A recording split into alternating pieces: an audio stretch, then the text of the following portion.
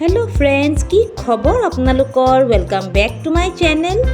আজি মই লৈ আহিছো বইল আলু আৰু বিলাহীৰ হৈতে মাছৰ ৰেচিপি। এয়া চাওক বহুত ধুনিয়া লাগে খাই। আহকচোন চাও মই কেনেকৈ ৰেচিপিটো বনাইছো।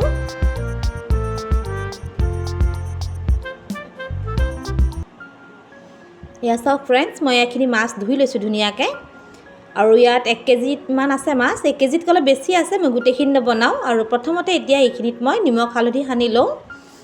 এয়া মাছখিনিত মই ধুনিয়াকে নিমখ হালধি সানি ললো আৰু এতিয়া মাছখিনি মই ফ্ৰাই কৰি লওঁ আৰু মই ভিডিওটো একেবাৰে ছুটিকে বনাম যাতে আপোনালোকক মানে চাওতে দিগদাৰ নহয়। ধৰক এয়া মাছখিনি মই ফ্ৰাই কৰি লৈছো। চাওক ফ্ৰেন্ডস মই গুটেখিনি মাছ ফ্ৰাই কৰি ললো আৰু এতিয়া বলক ৰেচিপিটোলৈ আগবাঢ়ো। এয়া চাওক একেখন কেৰাহীতে মই মিঠাতেল ঢালি লৈছো আৰু লগতে পিঁয়াজ অকমানো ঢালি দিছো আৰু এতিয়া পিঁয়াজখিনি মই লাইট পিংক হোৱালৈকে ভাজিম। এয়া চাওক ফ্ৰেন্ডস এতিয়া দি দিছো মই বিলাহীখিনি। পিঁয়াজখিনি অকমান গলি যাওঁতে দিছো। এতিয়া বিলাহীখিনিও গলি যোৱালৈকে ভাজিম। বেছি টাইম নালাগে, 2 মিনিট মানে লাগে।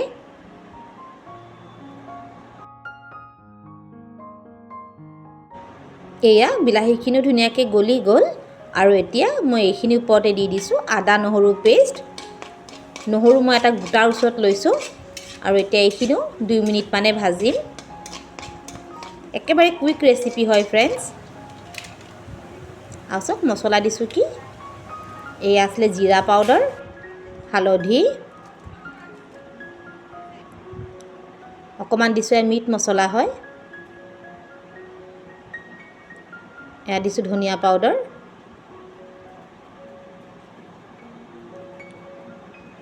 নিমখ সোৱাদ অনুসৰি আৰু এতিয়া এইখিনি ভালদৰে মিলাই লম।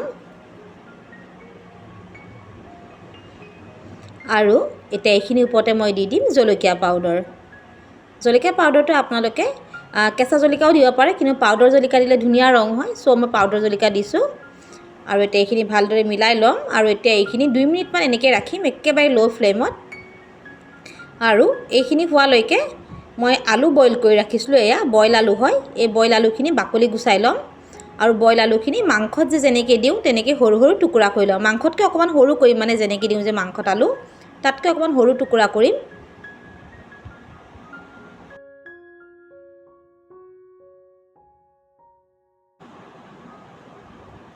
এনেকৈ চাওক এনেকৈ টুকুৰা কৰি লৈছো।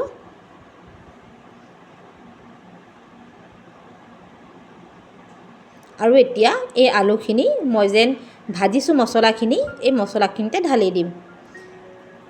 মছলাখিনিও ভাজা হ'ল আৰু যিহেতু আলুখিনি বইল হয় সো একেবাৰে কম টাইমতে মাছ বনি পেলাই ৰেডি হ'ব। আৰু মাছো ফ্ৰাই আছে আৰু মই পাহৰিলোঁ ক'বলৈ মাছখিনি কিন্তু মই সম্পূৰ্ণ ফ্ৰাই কৰা নাই, 70% মান ফ্ৰাই কৰিছোঁ।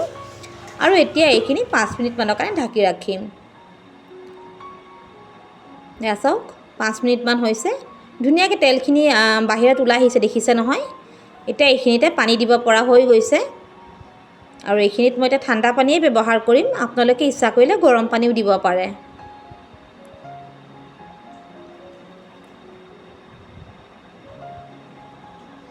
এয়া আৰু এতিয়া পানীখিনিৰ ওপৰতে মই এপিচ এপিচকৈ মাছখিনিও ঢালি দিম, মোক যিমানখিনি লাগে।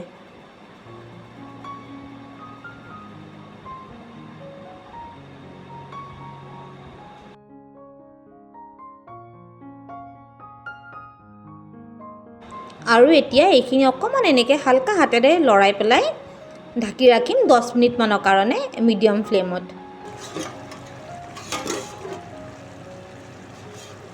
আৰু এয়া চাওক ফ্ৰেন্ডস আমাৰ মাছ ৰেডিয়ে হ'ল। বহুত ধুনীয়া লাগে, একেবাৰে হেলদি এণ্ড টেষ্টি ৰেচিপি হয়। ৰৌ মাছ এনেকৈ বনাই খাবচোন, ভাল লাগিব। আৰু এতিয়া বাতি এখনত অকণমান ঠাণ্ডা হ'লে দেখুৱাম আপোনালোকক। এয়া চাওক ফ্ৰেন্ডস মাছখিনি অকণমান ঠাণ্ডা হ'ল আৰু অকণমান ঠাণ্ডা হ'লে ধুনীয়াকৈ কালাৰটো বাহিৰ হৈ আহে, ভাল লাগে এনেকৈ বনাই খাব। একেবাৰে সহজকৈ মানে দেখুৱাই দিছোঁ আপোনালোকক, একেবাৰে সহজ পদ্ধতিৰে বনাইছোঁ, একেবাৰে কুইক ৰেচিপি। এনেকৈ যদি বনাই খোৱা নাই বনাই খাব। ঠিক আছে ফ্ৰেন্ডস, আজি মই আপোনালোকৰ লগত ৰৌ মাছৰ চিম্পল ৰেচিপি শ্বেয়াৰ কৰিলোঁ, মানে আলু বিলাহীৰ সৈতে। যদি ভাল লাগিছে ফ্ৰেন্ডস প্লিজ লাইক কমেণ্ট কৰিব। এণ্ড যিসকল মোৰ চেনেলত ফাৰ্ষ্ট টাইম আহিছে প্লিজ মোৰ চেনেলটো জইন হ'লে ছাবস্ক্ৰাইব কৰি ল'ব। অ'কে, লগ পাম এটা নেক্সট ভিডিঅ'ত। Till then bye bye.